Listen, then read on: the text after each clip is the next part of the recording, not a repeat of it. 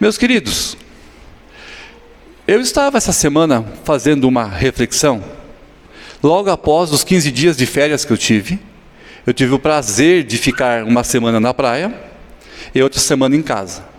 Bem, a primeira semana tinha o dinheiro, fiquei na praia, acabou o dinheiro, nós voltamos para casa, para poder pensar no planejamento para ganhar mais um ano de dinheiro, para que de novo para a praia. A vida é assim, né? Projetos, sonhos, projetos, e acontecem assim. Lá na praia eu comecei a ver algumas coisas maravilhosas. Eu tive o privilégio de estar no apartamento de um casal lá da igreja de Coronel, maravilhoso. E lá eu estava próximo da praia, eu parecia rico. Eu acho que eu nasci para isso, né? Eu nasci com esse dom de estar na praia, morar na praia. Se você tem uma casa lá, eu vou cuidar para você, sem problema nenhum. Mas aí acabou, e eu voltei para casa. E aí vamos planejar o próximo ano de trabalho. E em Coronel tem trabalho. E aí esse ano nós começamos com alguns trabalhos difíceis, com famílias, com casamentos, e começou o ano já duro. E aí no planejamento, eu e minha esposa sentamos um dia e eu fiz uma pergunta para ela. Qual a diferença de viver e sobreviver? Porque um dia eu estava na praia, como rico, outro dia eu estava lidando com problemas pessoais, de famílias, e chorando. E aí eu me peguei chorando por um problema que nem é meu, é de um irmão meu, e a gente sofre junto. Eu fiquei pensando, o que é viver? Eu estava vivendo no bem bom, de repente agora estou aqui com sentimentos doloridos sobrevivendo. E fiz essa pergunta lá em casa. O que é viver e o que é sobreviver? E a minha esposa, como é sábia, deu um monte de respostas, um monte de exemplos, e está sempre certa, a esposa está sempre certa, e a gente foi conversando sobre isso. E aí eu lembrei de uma coisa que aconteceu há um tempo atrás, para ilustrar a diferença de viver e sobreviver. Eu estava no mercado lá em Coronel Vivida, eu estava com o meu carrinho, comprando algumas coisas que a minha esposa havia pedido. Lá tinha alguns chocolates, lá tinha algumas frutas, lá tinha algumas comidas, lá tinha um pouco de carne, aquilo que você vai toda semana no mercado fazer. E na minha frente tinha um senhor com uma certa idade, com uma cestinha com algumas coisas dentro, e ele estava todo sujo, possivelmente um trabalhador que trabalha por dia, num serviço pesado e sujo, e no fim daquele dia ele estava passando no caixa algumas coisas que estavam lá. Eu estava bem atrás dele.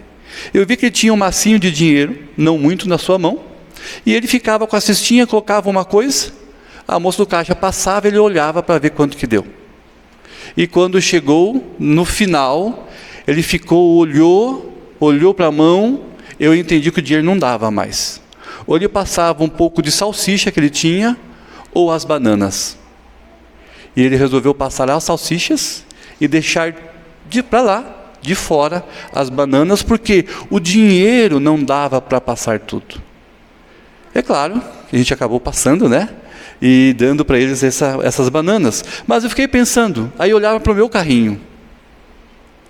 Aquele homem trabalhou o dia inteiro para conseguir um dinheiro, para conseguir um pouco de comida para levar para casa. E ali não tinha nenhum chocolate, não tinha nem algo, nem carne, a carne era a salsicha. Então aquele homem estava trabalhando naquele dia para conseguir levar o mínimo possível de alimento para sua casa, talvez para a esposa, para os filhos que tinham lá.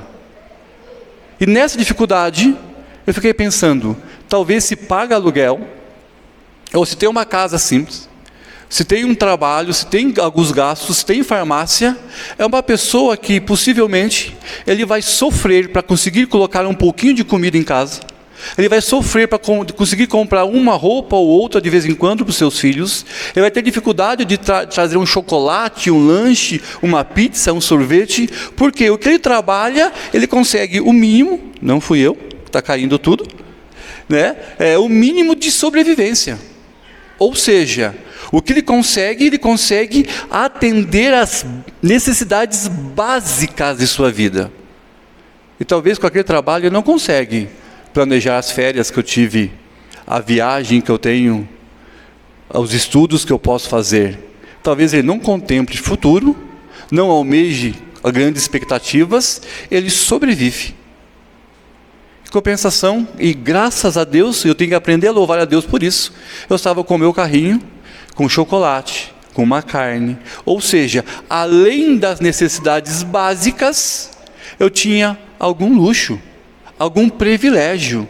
Eu conseguia viver, eu conseguia ter um pouco mais de prazer, um pouco mais de sustento, e com isso, de repente, planejar e comer uma pizza com a minha esposa, fazer mais uma viagem de férias, comprar uma roupa para uma formatura, até ter uma formatura. Então, fisicamente ou socialmente, viver é você ter além daquilo que é básico, é usufruir de algo mais, um privilégio. E o sobreviver é talvez ter aquele que é necessário e nada mais para viver. Vocês concordam comigo que tem essas duas situações? E se você faz parte da segunda situação, que você vive, já é um motivo nessa noite para você levantar a mão para o céu e dizer, glória a Deus.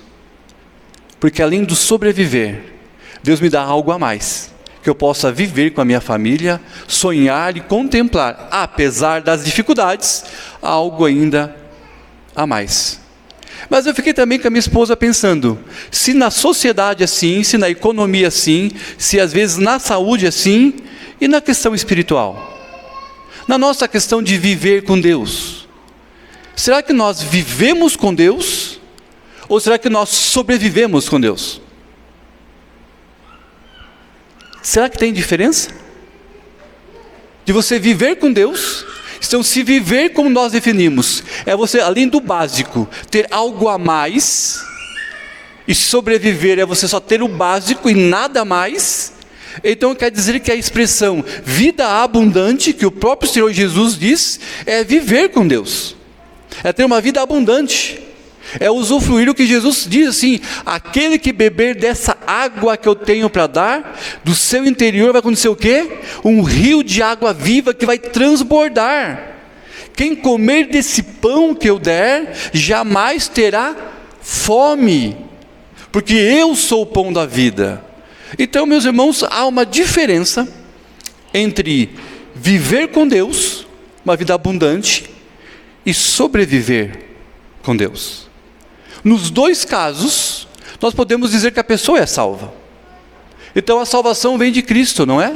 Então quando você ouviu o evangelho que foi pregado, ouviu que Jesus morreu na cruz, que Ele venceu a morte, e que Ele ressuscitou, e que Ele fez isso para perdoar os seus pecados, e você crendo em Cristo, você se torna filho de Deus, você passa a ser morador do céu, e agora, antes que o céu chegue, você vai viver nesse mundo com Deus. E a pergunta é, como nós vivemos com Deus? Sobrevivendo ou vivendo abundantemente? Vou repetir, estou falando que todos são salvos, todos vão morar no céu, todos foram comprados e têm o selo do Espírito Santo, como o penhor da salvação, que é a garantia do resgate, como diz Efésios 1, no dia que Deus escolheu. Mas antes que o céu chegue, como está a nossa vida? A nossa caminhada? Segunda, terça, quarta, acabou janeiro, fevereiro, março, abril, vai encerrar o ano, e você faz análise, como que você andou com Deus? Isso me faz lembrar de uma parábola que a parte A, contada e principal, ela faz muita reflexão. O filho pródigo, aquela história que o pai tinha 2 filhos, o mais moço pega todo o seu dinheiro, sua parte, vai para a bagunça, vai para o mundo, gasta tudo, vai comer a comida com os porcos, lembra da casa do seu pai, ele retorna. E aí, glória a Deus, porque nós cremos num Deus que Ele vai restaurar, vai perdoar aquele filho rebelde, aquela ovelha perdida, o do coração duro, e Deus faz uma festa quando um filho volta para casa. Mas a história também fala de um homem, um filho, o mais velho, que estava perdido dentro da casa do pai. Ele morava na casa do pai. Ele estava na casa do pai, ele vivia na casa do pai, ele tinha acesso a toda a riqueza do pai, e ele vai ficar indignado, porque o pai faz uma festa para o filho que voltou, e ele nunca recebeu uma festa. E a resposta do pai foi assim: filho, você sempre esteve aqui, tudo que é meu é seu, os animais para fazer o churrasco, a casa para chamar os amigos, a churrasqueira, tudo que eu tenho é seu, você nunca usufruiu. Porque ele era um filho que estava sobrevivendo na casa do pai e não usufruindo dos benefícios que o pai tinha. Essa é a reflexão do filho mais velho. Ele está na casa do pai, mas não aprendeu a usufruir. Ele vivia como empregado. E meu desafio para você nessa noite é que você faça a reflexão que Deus nos chamou para vivermos uma vida abundante, que Deus nos chamou para vivermos uma vida intensa. Deus nos chamou para usufruirmos, como tem uma música antiga, né? Que tudo que Jesus conquistou na cruz é direito e herança nossa, porque a gente não fica sobrevivendo das migalhas do reino, mas dos grandes manjares. Você deve estar pensando: o Alex foi de férias, voltou pentecostal, né? Eu não sei, a Bíblia manda falar isso. Se é pentecostal, glória a Deus por isso. Vamos entender isso no nosso texto? Vamos entender isso biblicamente nessa história que nós lemos? Meus irmãos, a história que nós lemos é uma história do Antigo Testamento, do tempo dos reis. Para você que conhece a história, quem não conhece, eu vou trazer um pouquinho essa rapidamente. Quando Moisés tira o povo de Israel do Egito, ele durante 40 anos vai caminhar até a entrada da terra prometida, Canaã. Moisés morre, Josué vai ser o novo líder que vai conquistar todas as terras e dividir em 11 tribos, 11 geografias, 11 estados, divisões, para que cada tribo de Israel organizasse. Por que 11? Porque os levitas não ganharam terras, eles cuidavam do templo. E aí foi organizado geograficamente e economicamente a nação de Israel, as tribos de Israel. Depois de um tempo com juízes e profetas, surge o primeiro rei, o rei Saul. Não foi um grande rei. Ele sai de cena, entra o segundo rei, o rei Davi, o grande rei Davi, que vai organizar, enriquecer, trazer paz, através da guerra a Israel. Ele passa. O próximo rei, o rei Salomão, o rei das 12 tribos, um rei sábio, um rei que vai dar o quê? Mais riqueza, mais vitrine, mais visibilidade ao povo de Israel. As 12 tribos estavam unidas, mas com a morte do rei Salomão, o reino será dividido.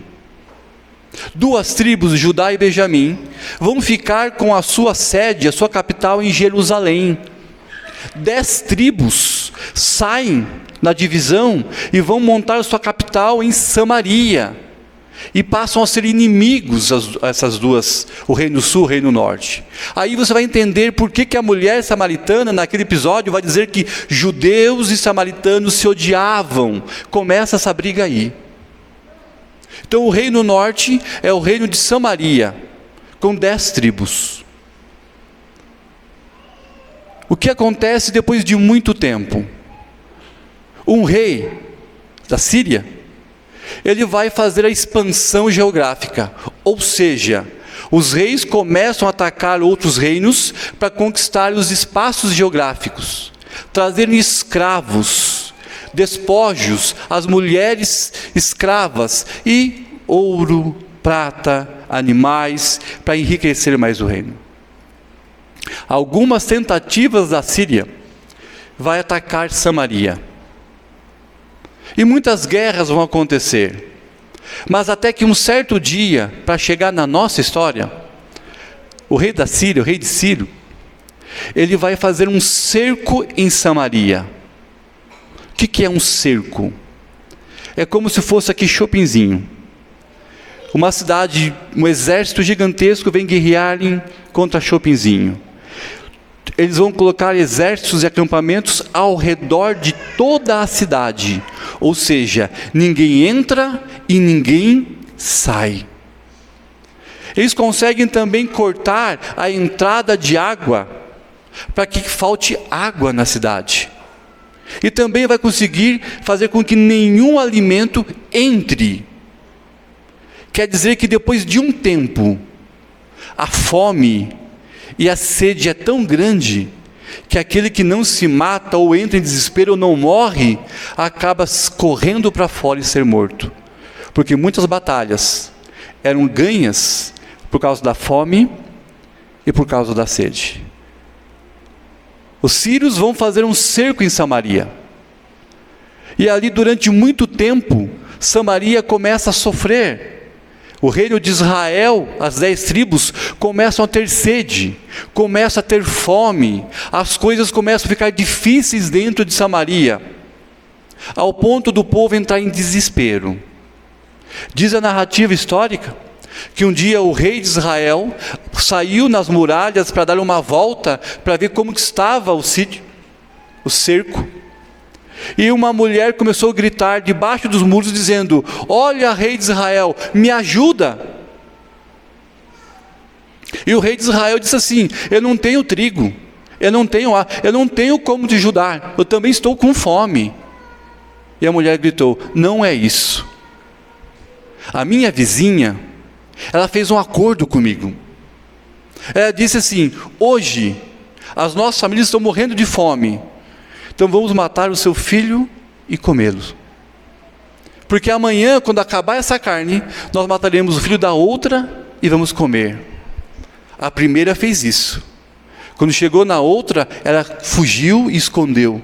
E essa mulher está pedindo ajuda para o rei, para encontrar essa família, para poder devorar o seu filho. Olha a barbaridade que estava acontecendo lá, ao ponto do rei rasgar suas vestes e dizer: olha, Deus nos abandonou, e o profeta nos deixou. Ele vai amaldiçoar Deus, porque o caos da fome e sede era muito grande. Já imaginou algo assim? Já imaginou algo desse jeito? Que somente Deus agora poderia ajudar Samaria? Aí nessa história, nesse contexto terrível, veio o texto que nós lemos. Um texto até engraçado. Que 4 homens estavam na porta da cidade.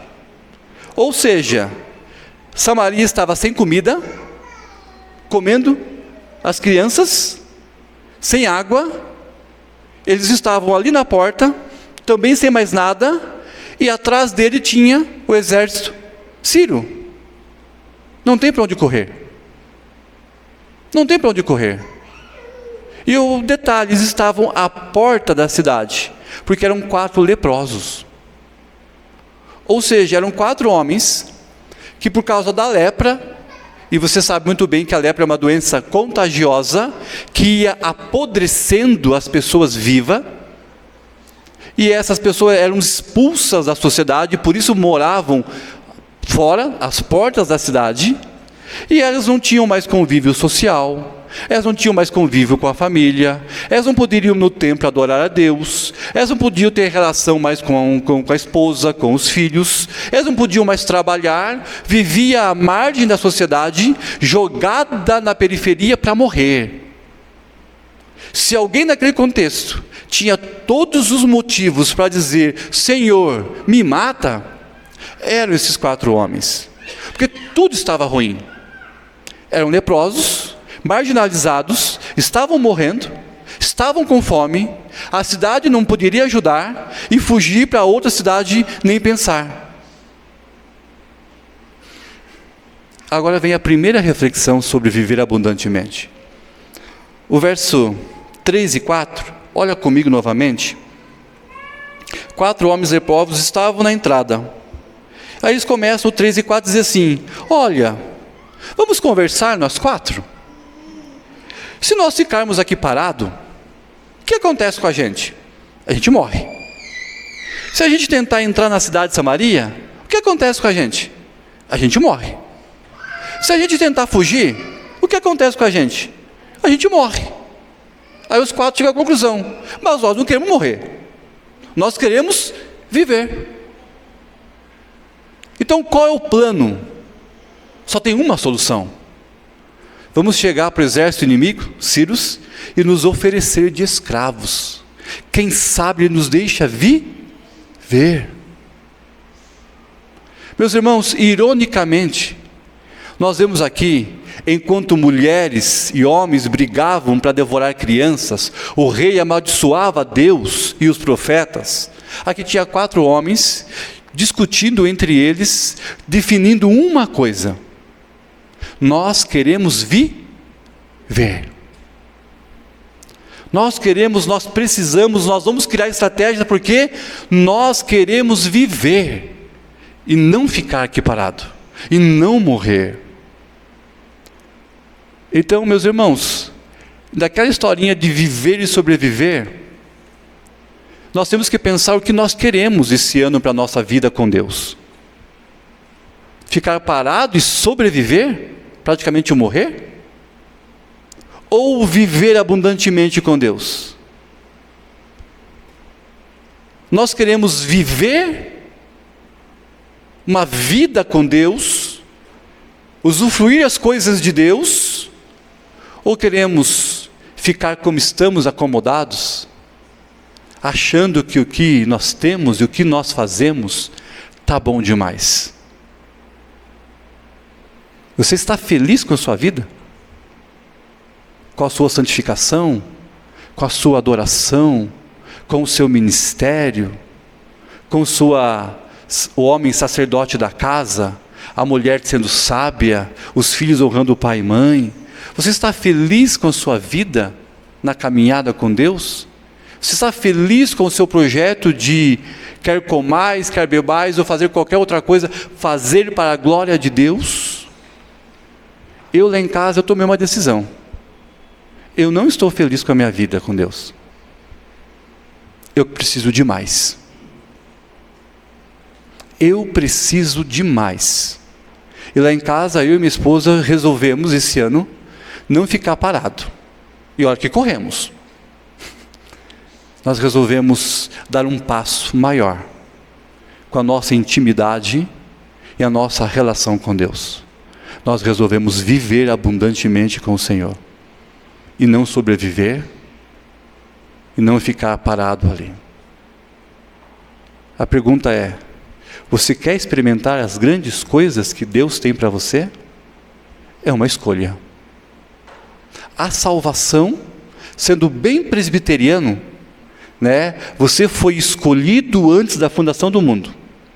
Você foi predestinado a ser filho. E quando chegou o momento certo, Deus foi desvendando a sua mente com o Evangelho. Ele te encontrou e cumpriu o propósito de te salvar. E a graça é uma ação total de Deus em chamar você, convencer você, transformar você para ser filho. Mas o andar como filho, não é Deus que vai fazer. É você que tem que querer viver como filho. E nós temos que querer viver abundantemente com o Senhor. Amém? Aí a pergunta é, né? E Alex, mas como é viver abundantemente com o Senhor? Como que eu faço isso? É a segunda reflexão. Se você quer viver com o Senhor, aí vamos aprender com esses 4 homens aqui. O que eles fizeram? Um projeto. O que eles tinham? Uma meta. O que eles tinham? Um plano. Tinha garantia de dar certo? Não. Mas eles resolveram. Ficar parado não dá. E diz o texto, aí o 4 e o 5 e o 6, que eles ficaram ali. Quando anoiteceu, eles levantaram e fizeram o quê?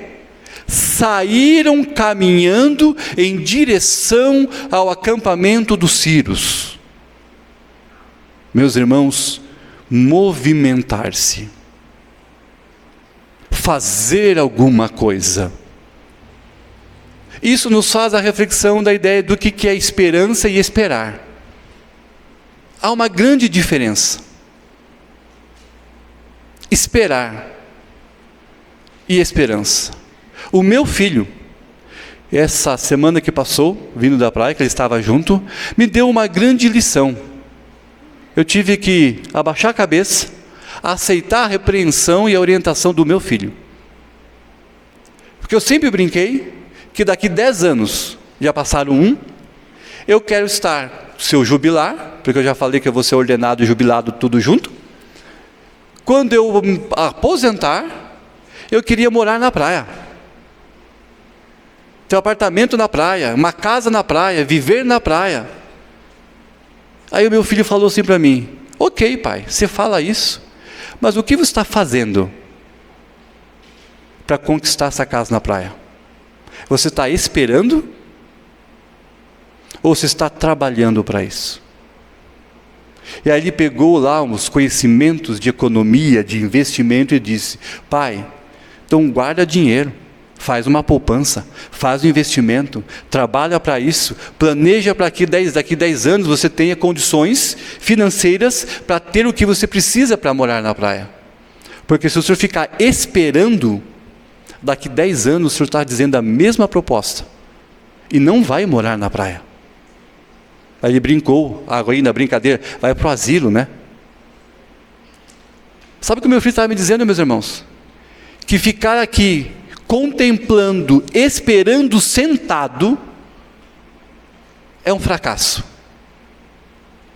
E que eu devo planejar, que eu devo criar estratégias, que eu devo criar metas e trabalhar, ir caminhando ao alcance dessas metas, para que eu possa ter a esperança, a confiança no caminho, que enquanto eu trabalho, enquanto estou planejando, enquanto estou me movimentando, enquanto eu sair das portas da cidade, Deus vai fazer alguma coisa ao meu socorro. Porque eu posso fazer planos, mas a resposta vem esses homens fizeram um plano. E saíram caminhando em direção dos círios, dizendo: nós não vamos ficar parados. Para viver, nós precisamos caminhar na direção desse projeto. E sabe o que acontece, meus irmãos? Diz o texto ali, que ao sair à noite, caminhando em direção ao acampamento, ao anoitecer, o exército sai correndo, fugindo. E quando eles chegam no acampamento, não tem ninguém. Olha que interessante. Diz que, próximo ao anoitecer, um vento, Deus transforma um vento em um ruído, um barulho gigantesco. Esse barulho que Deus faz naquele vento, parecia um grande exército de cavalos e cavaleiros, gritando, batendo seus escudos, marchando, dando cântico de guerra, ao ponto deles falarem: só Israel não tem tudo isso. Eles fizeram aliança com os egípcios e outros povos. Veio um numeroso exército, maior do que nós, sírios, ao ponto do exército dos sírios saírem correndo, deixaram tudo para trás, e não tinha nada. Era um vento. Olha só, meus amados, aqueles jovens resolvem viver, fazem um projeto, que eles não têm como garantir o sucesso, mas na caminhada vão crendo, que tem um Deus, que pode de um vento transformar no exército, e sem uma gota de sangue derrotar o inimigo. E quando eles chegaram no arraial dos círios, o que aconteceu? Não havia nada. Eles comeram, se vestiram, descansaram, pegaram ouro e prata, esconderam, voltaram, comeram, beberam, descansaram, mais ouro e prata, ao ponto de não ter como mais carregar.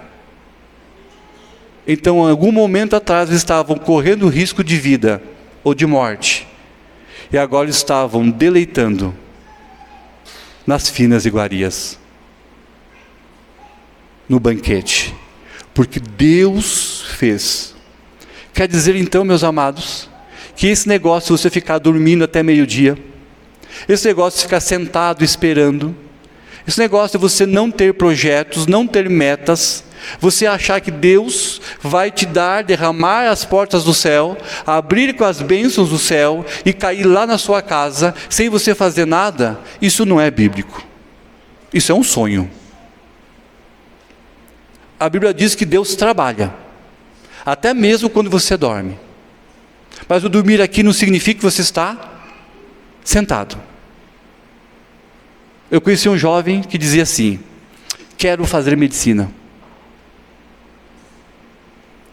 E eu perguntei: e o quanto tempo você estuda? Eu não estudo.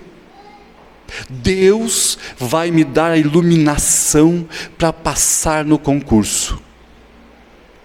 Ele já está com 30 anos. E não fez nenhuma faculdade. Porque Deus não gosta dele, segundo ele. Mas pergunta para ele dos joguinhos LOL, joguinhos da internet, joguinhos do celular, ele conhece tudo. Competições de esporte eletrônico, né? Ele conhece tudo. Um jovem que quer fazer medicina, se não se preparar, se não fizer um projeto, se não estudar, se não correr atrás, ficar sentado esperando, vai continuar esperando.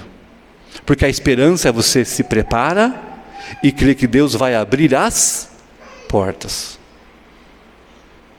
Você consegue entender que Deus trabalha? Aquele não é bíblico? Eu acho que não. Mas tem aquele ditado, né? Deus ajuda quem cedo madruga. É isso aí. Aí eu quero perguntar para você, meus irmãos: você quer viver abundantemente com o Senhor? Qual é o seu projeto? Qual é o seu projeto de vida? Filhos, vocês querem ter uma carreira, ter sucesso, ter dinheiro? Qual é o seu projeto de honrar pai e mãe? Qual é o seu projeto de ser um filho obediente, um filho participativo, um filho presente com os pais? Se você quer ser abençoado por Deus como filho, você tem que ter um projeto e querer nesse projeto honrar pai e mãe. Porque fora disso não há bênção. Você quer ser um filho abençoado de sucesso, mas você responde o pai, responde mãe, briga, desobediente, você acha que Deus vai abençoar? Não vai. Pais, quais são os seus projetos para os vossos filhos? Profissionais, familiares, de ensino, de comunhão, de carinho, de amor, no mundo da igreja, da oração. Se você, pai, não tem um projeto de sentar com seu filho e orar, um projeto de sentar com os filhos e ensinar no caminho do Senhor, um projeto com os seus filhos de andar nas coisas do Senhor, e lá no retiro que nós vamos ter, e estar junto com seu filho acampando, dormindo mal, com dor nas costas, mas eu estou lá investindo no meu filho. Se você, pais, não investir nos filhos de vocês, você quer jogar tudo para que Deus faça isso? Deus, o Senhor, tem que abençoar meus filhos. Ele vai dizer: pai, é você que ensina. Eu deleguei a sua função de pai para você ensinar o seu filho no caminho que deve andar. Marido, qual é o projeto que você tem com a sua esposa? Um projeto romântico, de jantar, levar para sair, de namorar, um projeto de administrar as contas, um projeto de se aposentar com ela, ou de fazer umas férias. Você tem projetos devocionais, projetos de espiritualidade na sua casa com a sua esposa? Se você não tem projetos com a sua esposa, você quer que ela seja aquela mulher sábia que edifica a sua casa? É muita fé. Você achar que Deus vai dar um chá de pirim-pim-pim, e ela vai ser do nada sábia. e você o ogro. Esposa, né? Para não falar só dos homens, né? Você quer ter um homem macho em casa, um homem que cuida da família, um homem que é o provedor, que sustenta, que briga e que, se necessário for morrer por você. Esposa, qual é o teu projeto com o teu marido? Do romantismo, de orar, de ouvir a devocional, de ouvir a repreensão, as ideias, os projetos, de dar às ideias uma boa comunicação, diálogo. Você quer ter um marido crente? Você tem que ajudar ele no seu projeto. Profissionalmente, qual é o seu projeto? Financeiramente, qual é o projeto de administração? Meus amados, vida abundante com o Senhor não é a gente só orar e falar: Deus muda a minha esposa, Deus muda a minha família, Deus muda o meu patrão, Deus muda até o coração de quem eu devo. Faça isso, mas faça dentro de um projeto que você vai caminhando todos os dias, de exercitando aquilo que Deus nos chamou na sua palavra, para vivermos com Ele. O papel do homem, o papel da mulher, o papel de pais, o papel de filhos, o papel de um servo, um trabalhador profissional digno, um patrão honrado, justo, um casal maravilhoso, companheiro, filhos obedientes, na sociedade um bom testemunho, alguém que evangeliza, alguém que se envolve com o reino do Senhor. Crie projetos e comece a fazer. Isso é viver abundantemente com o Senhor. Sabe por quê? Você começa a fazer porque nós cremos num Deus que move história, cremos num Deus que abre um mar, cremos num Deus que faz parar o sol, chover pão, que Deus faz grandes coisas para abençoar o seu povo. Mas o povo tem que estar o quê? Caminhando, confiando que Deus vai fazer grandes coisas. Esses homens caminharam até o exército inimigo, mas quem tirou o exército inimigo e deu todo o sustento que eles precisavam foi Deus. Se eles tivessem ficado sentados à porta, morreriam de fome e não iriam usufruir. E a terceira reflexão: se a primeira é querer viver, a segunda é você se movimentar, caminhar, confiando que Deus faz grandes coisas quando você inicia um projeto que agrade a Deus, é claro. Aqui nós vemos a terceira reflexão: aqueles homens receberam até mais do que eles precisavam. E aí eles vão comer, eles vão aproveitar, eles vão se deleitar. Mas num ponto eles vão dizer assim: opa, nós não estamos sendo bons, porque hoje é dia de boas novas, tem comida em Samaria, e os nossos irmãos estão passando fome. Vamos correr até lá, avisar Israel que em Samaria, que na tenda do inimigo, Deus fez prover o que o povo precisa. E sabe quando eles fizeram isso? Diz que o desespero do povo foi tão grande, que aquele porteiro que abre as portas do palácio, tentou ou demorou para abrir, atropelaram ele e pisotearam. O povo correu e se deleitou, e não houve mais fome em Samaria, e não tinha mais nem o exército inimigo em Samaria, porque Deus havia libertado não só os 4 homens, mas todo Israel. Compartilhar as bênçãos, compartilhar o que Deus tem feito. Irmãos, eu não sei vocês aqui em Chopinzinho, mas lá em Coronel a gente tem uma dificuldade tão grande em dar testemunho, em contar testemunho, em sentar na rodinha de oração da UPH, da SAF, nos estudos bíblicos, e alguém pegar a palavra e dizer assim: irmãos, eu quero contar o que Deus fez na minha vida. Nós tivemos, no virada do ano, uma vigília lá em Coronel, e uma jovem, ela contou a experiência do que Deus a encontrou e como Deus a transformou. O marido, que é todo comunicativo, ficou tão impactado com o testemunho da própria esposa, que não conseguiu falar. De ver o que Deus tem feito na vida dela. Meus irmãos, se você quer viver uma vida abundante com o Senhor, você deve pensar: você vai ficar parado esperando? Ou você vai querer construir projetos na sua vida de crescimento, de adoração, de ministério, de família? E aí você passa a orar: Senhor, eu tenho esse projeto, agora eu vou começar a caminhar nesse projeto. Por favor, me ajude. Faça que no final eu encontre algo ainda melhor daquilo que eu imagino.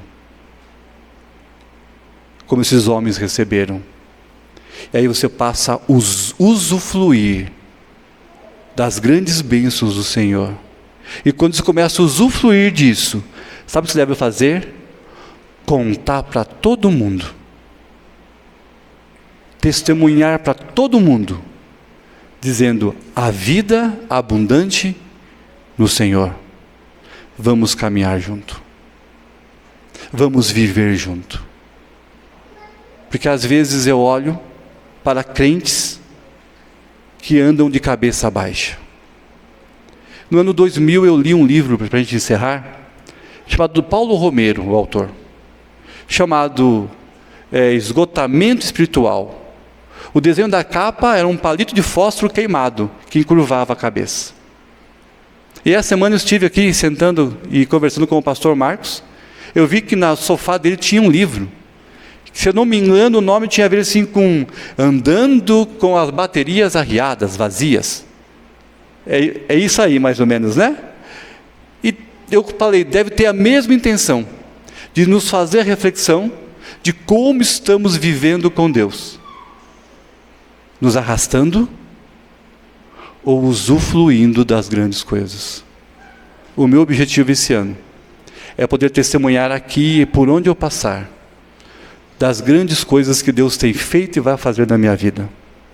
Porque eu tenho muitos projetos pessoais, familiares e ministeriais.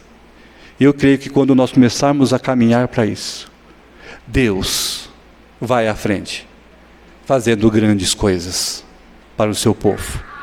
E quando as coisas acontecerem, eu venho contar para vocês para dizer: vale a pena ter uma vida abundante no Senhor. Escolha isso, viver na presença do Senhor. Amém? Vamos ficar em pé? O pessoal do louvor pode vir à frente. Vamos orar. Pai, nós te agradecemos. Nós te agradecemos porque o Senhor é maravilhoso, o Senhor tem grandes coisas, a Tua palavra nos desafia a nos movimentarmos. Deus, nos dá ousadia, nos dá direcionamento, nos dá coragem, nos dá o desejo de andar com o Senhor e viver com o Senhor. Nos dá a Tua graça, Deus, para que possamos entender que andamos com o Senhor e que Seu Santo Espírito está conosco. E que nós fazemos parte, fomos chamados para vivermos para a glória do Senhor, a herança do Senhor. Deus, que nós possamos ter projetos de vidas, que começamos a andar na Sua direção, pensarmos na construção, e Deus, e vermos que o Senhor vai movendo grandes coisas. Abençoe esse povo que está aqui, abençoe cada coração, cada vida, que possa despertar o desejo de viver com o Senhor, mas de não ficar parado, de fazer grandes coisas com o Senhor. Abençoe o Teu povo, abençoe essa semana que vai iniciar, possamos já, Deus, caminhar com o Senhor, crendo na Sua ação, crendo no Seu poder, crendo que o Senhor vai à frente para nos dar a vitória. Ó Pai, sabemos que o Senhor nos chamou em Cristo Jesus para vivermos com o Senhor. Nos motive, nos ensine a crermos e confiarmos na Tua ação poderosa, Pai. Eu peço isso, Pai, em nome santo de Jesus. Amém.